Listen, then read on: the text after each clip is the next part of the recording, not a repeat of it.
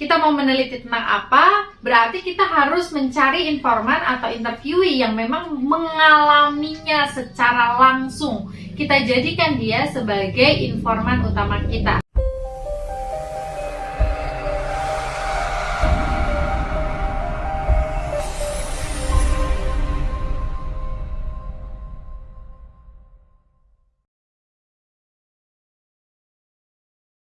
Bismillahirrahmanirrahim. Assalamualaikum warahmatullahi wabarakatuh. Alhamdulillahirrabbilalamin. Bertemu lagi dengan saya Destina Religia Mujahidah di channel Emak Bangsa. Kali ini kita akan membahas mengenai pengumpulan data wawancara di setting riset gitu ya. Jadi ada 4 poin teman-teman yang harus kita perhatikan bersama dalam teknik pengumpulan data wawancara dalam setting riset atau penelitian. Yang pertama adalah pemilihan informan. Pemilihan informan dalam setting riset atau penelitian itu harus tepat. Informannya yang seperti apa? Informannya adalah yang sesuai dengan tujuan penelitian kita tentunya. Kita mau meneliti tentang apa? Berarti kita harus mencari informan atau interviewee yang memang mengalaminya secara langsung. Kita jadikan dia sebagai informan utama kita. Kemudian ada yang namanya informan tambahan atau significant others. Mereka itu siapa? Mereka adalah orang yang memiliki hubungan erat dengan informan utama kita atau interviewee utama kita. Misalnya kita mau menggali tentang student engagement seorang remaja gitu ya, student engagement seorang remaja. Oke, informannya adalah anaknya, si remajanya ini. Kemudian significant others-nya itu bisa dari orang tuanya, saudaranya, sahabatnya gitu. Hal yang kedua yang perlu kita perhatikan dalam pengambilan data wawancara di setting riset adalah pembangunan raport. Pembangunan raport itu secara singkatnya saja teman-teman, sebenarnya sudah saya jelaskan di pertemuan-pertemuan sebelumnya. Kalau teman-teman belum nonton, boleh klik di link di atas ya. Nah, pembangunan raport sendiri adalah proses di mana kita itu membangun kedekatan dengan interviewee kita. Kita sebagai seorang peneliti itu membangun kedekatan pada interviewee atau informan penelitian kita. Nah, bagaimana tipsnya? Silahkan klik di link di atas ya. Nanti kita akan membahas hal yang ketiga, hal yang perlu diperhatikan yang ketiga adalah pengumpulan data wawancara dengan segenap metode. Kita akan membahas mengenai triangulasi gitu ya. Di pembahasan tersendiri insya Allah. Kemudian hal yang perlu diperhatikan yang keempat adalah pencatatan data atau analisis datanya seperti apa. Nah, kebetulan analisis data itu sudah saya bahas sebelumnya di video-video saya sebelumnya di riset kualitatif, bisa dibuka di playlist itu atau teman-teman bisa klik di link di atas. Itu pembahasan tentang coding gitu ya, tentang analisis data di setting penelitian atau riset. Kita juga membahas tentang bagaimana cara menganalisis data wawancara dengan menggunakan software agar kredibilitas penelitian atau keabsahan penelitian kita itu benar-benar terjaga gitu ya.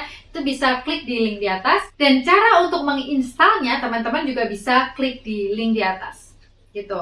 Jadi software ini bisa teman-teman gunakan untuk mengurangi kecenderungan subjektivitas yang memang biasanya dijadikan untuk menyerang peneliti-peneliti kualitatif. Nah, informan itu harus tepat ya kalau kita menggunakan wawancara dalam setting riset. Jadi, pemilihan informan itu dilakukan secara purposif, bukan secara acak, sesuai dengan tujuan wawancara kita. Nah, kita mencari gurunya, kita mencari orang tuanya, kita mencari sahabatnya, kita mencari saudara kandungnya itu, kita lakukan dengan teknik namanya snowball sampling. Snowball sampling itu adalah mencari informan tambahan atau significant others, kemudian kita menanyakan kepada significant others tersebut mengenai hal yang sudah kita ulas sebelumnya, sudah kita bahas sebelumnya dengan informan utama kita gitu. Jadi kita tuh misal awalnya mencari seorang informan utama gitu ya.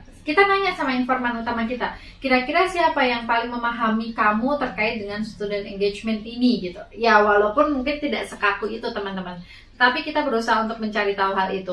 Nah, dia ngomong nih, orang tuanya, gurunya, temanku yang ini namanya. Nah, kita datangi mereka. Itu namanya snowball sampling. Nah, kemudian PR tersendiri adalah kita tidak hanya harus membangun raport itu dengan informan utama kita saja, tetapi kita juga harus membangun raport dengan significant others kita, dengan orang-orang yang dekat dengan informan utama kita gitu. Dan mungkin akan kewalahan, mungkin saja, apalagi ketika informan utama kita banyak, berarti significant others-nya jauh akan lebih banyak gitu. Misalkan kita wawancara 4 orang, wah bisa jadi itu significant others, kalau ditambah dengan significant others itu kita bisa wawancara 20 sampai 30 orang, dan itu berat.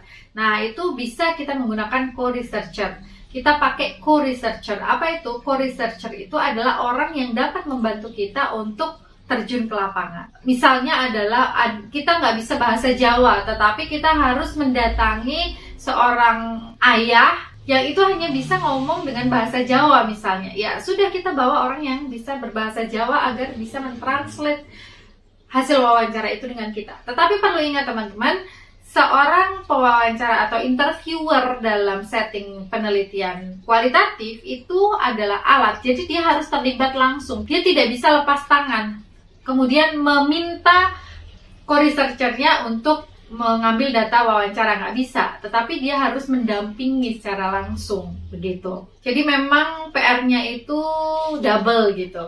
Nah, mungkin itu saja teman-teman yang dapat saya sampaikan. Next video kita akan membahas tentang triangulasi. Apa itu triangulasi yang perlu kita perhatikan dalam setting wawancara penelitian atau riset. Tunggu video saya selanjutnya ya. Kalau teman-teman merasa bahwa video ini bermanfaat, boleh like, share, dan juga subscribe. Jika ada pertanyaan, boleh tulis di kolom komentar atau DM saya di The Emak Bangsa. Bila taufiq wal hidayah, wassalamualaikum warahmatullahi wabarakatuh.